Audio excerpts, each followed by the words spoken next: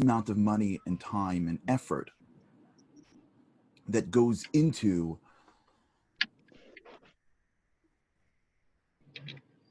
picking somebody. Why is that? What's the difference? Can you watch someone play and see if they're good or not? And the answer is because what they're looking for before they choose somebody is not someone that has certain physical skills. They're looking for someone with mental toughness, with a desire for the game. And if you watch sports long enough, you know that when players come out of what's called the draft, when they start their seasons, when they start their careers, it's very hard to determine who's going to make it and who's going to be great in the long run. Because greatness is built mostly around the desire to make it great, the desire to keep at it day in and day out. You get there, that first season, life is amazing. You look at the stars, you look at the crowds, it's awesome. You know what happens after year 2 and year 3, and it's really hard and it's grueling and your body takes a hit and maybe you get injured. It's at that moment that some people can handle it and some people can't. Life's very similar. It's the desire to keep at it. It's a desire to get up when you fall down. It's a desire to be able to push towards greatness when it's hard to not do that thing or do that thing. So we spoke yesterday about this idea of desire, but it leads us somewhere. This is where I want to go today. If you really think about it for a second, remember a couple of weeks ago, we did this concept called be, do, have, being versus doing. And it was just a concept back then, but now that we've gone through rituals, I think we can understand it in a much deeper way. If you really break it down, if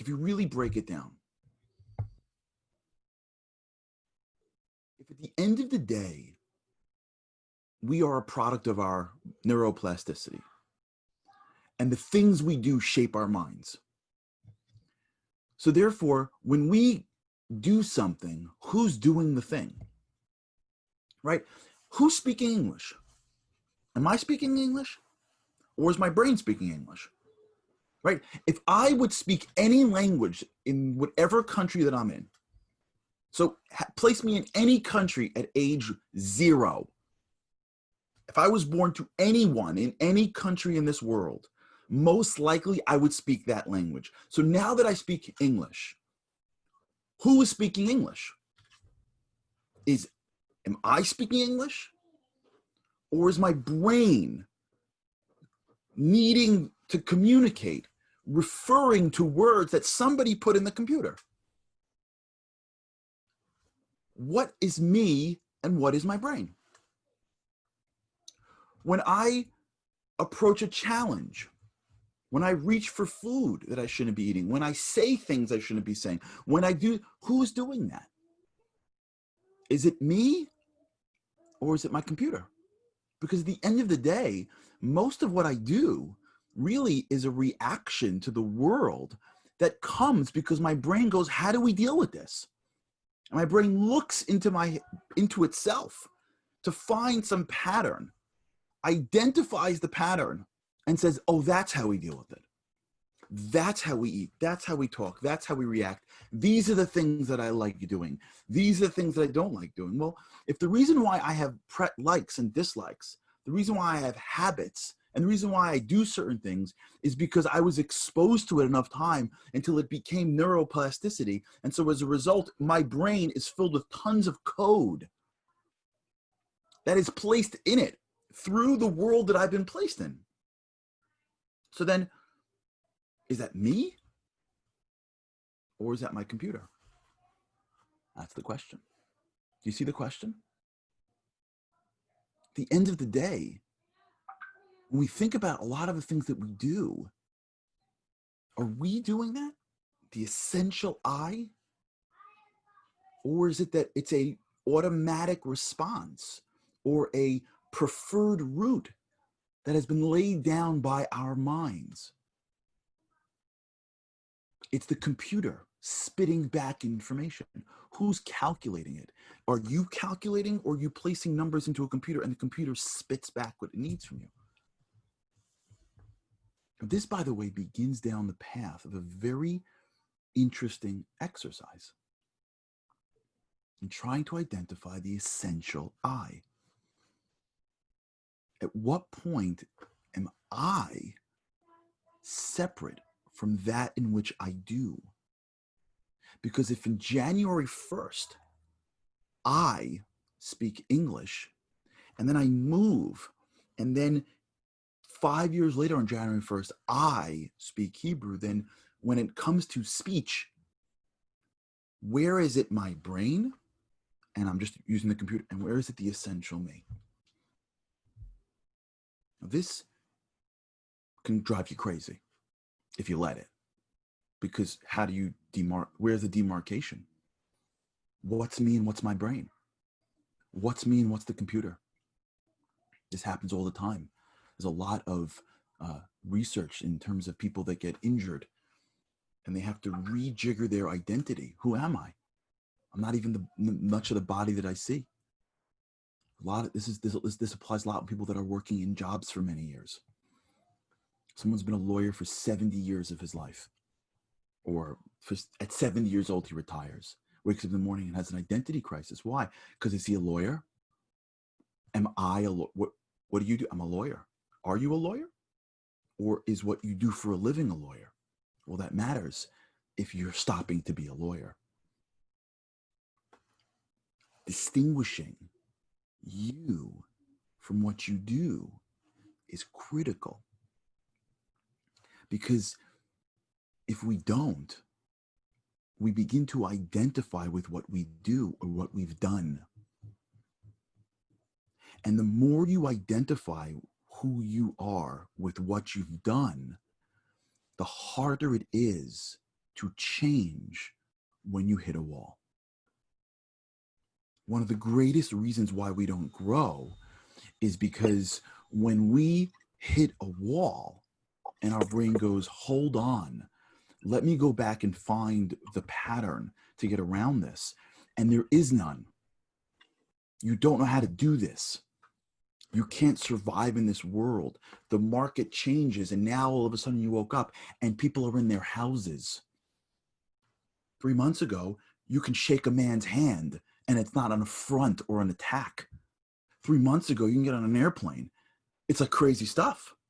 Remember the good old days? Where like you went somewhere and there were 500 people and you weren't freaking out. Remember those days where you waited online at a stadium and there was 1,000 people around you and no one was hyperventilating? Remember the good old days? What happens when the whole world changes? Where I don't know how to do this. What happens if there's a crisis in someone's life? What happens if there's a new challenge that's in front of you? Your brain looks and goes, can we do this? There's nothing for this. I've never done this before. It's at that moment where you have to decide. And for those people that are constantly thinking about this, and they recognize that who I am and what I do are really distinct. I do what I do because there are things that are innate. There are things that are sort of personality traits that are inborn. There are genetics. Of course, there are parts of you that are built into the system. And things do change as you get older. But at the core, who I am and what I do are totally separate. So therefore, I, the essential me, can always change what I do. When you understand that, this becomes a certain humility that you have. Hold on, let me just tell you. When you understand that, this becomes a certain humility that we use to go forward and grow through life. Because if you go through life and you're trying to figure out what you can and can't do, you only know by what you've already done. That's why people say things like, I can't do that. I can't do that. No, I know me. I can't do that. I've never done that. I'm not the type of person that does that. This is not the thing. My cousin, my sister, my brother, my father, they do that. I can't do that. The reason why we say these things is because of what we've done. When you hear somebody or yourself say, I can't do that, what you're saying is, I am identifying myself with what I do. Because I know what I do. I don't know who I am, because who I am it comes from not from this world. We're a piece of God. We have a soul. The soul that we have isn't able to be articulated through words. The soul that we have isn't able to be contained by physical concepts. So we really don't know who we are. We don't know the extent of who we are. We don't know the extent of what we can accomplish because we have no way, we have no mechanism of identifying, okay, this piece of me, the divine infinite piece of me, that is this contained. That has this much energy. I could turn to it at this moment. We don't know who that is. We don't know what that is. So what we're trying to constantly do in my life is figure out who I am. And so I'm using the easiest thing that I can use. I can use what I've done. Just like the kid in the classroom. We don't know how smart that kid is. We don't know what the kid is capable of, but what are we going to do? We're teaching kids. We got to teach a lot of them at the same time. So we give them a couple of subjects. We test them mostly on how they memorize information. And then we figure out, here's the metrics of what this kid could accomplish. It has nothing to do with anything. Most people, when they get out of school, they begin to be free. There are more people that have succeeded out of school than in school. And there are so many people that have succeeded in school, and as a result, they can't make it out of school because they're so used to playing in a tiny little box of memorization that when life throws them challenges, they can't adapt. School isn't a measure of how smart you are, but what are they going to do? They have no other choice. They have what they have. They're not going to see inside to the brilliance of another kid. Who has the money to do all the testing to figure out how smart the kid is? So you put them in a room, you define basically, here are the major subjects you need to know in life. Here's how we test you, and we compare you against each other, and we expect that at some point we're sort of in the general right area.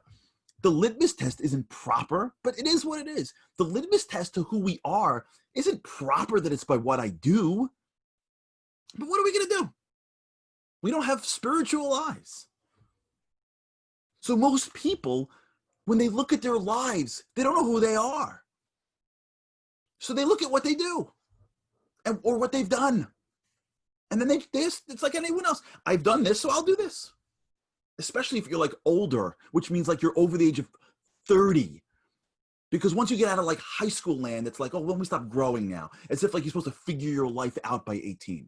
And now you get into whatever the groove is the rest of your life. So we sit around and go, oh, I know who I am. And you look back.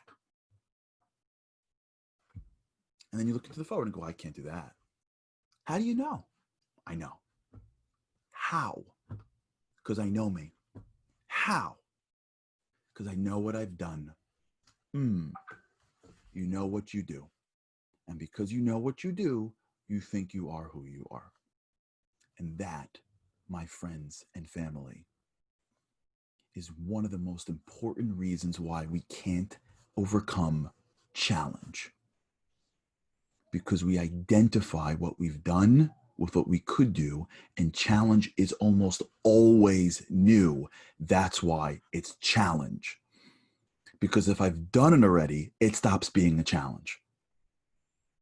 The first time I jump into a cold pool, I'm like, I can't. When I do it every single day, it stops being a challenge. Part of the definition or the part of the elements of challenge is the novelty of it. And so when I face a challenge, what really stops me is that it is new. And I don't have the neuroplasticity to rely on to get around this. And it's in this moment where many people stop. Because there's nothing that they can figure out to get them there.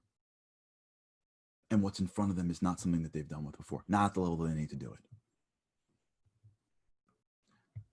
So I want to change it a little bit, create a distinction today between I can and I can't to why can't I?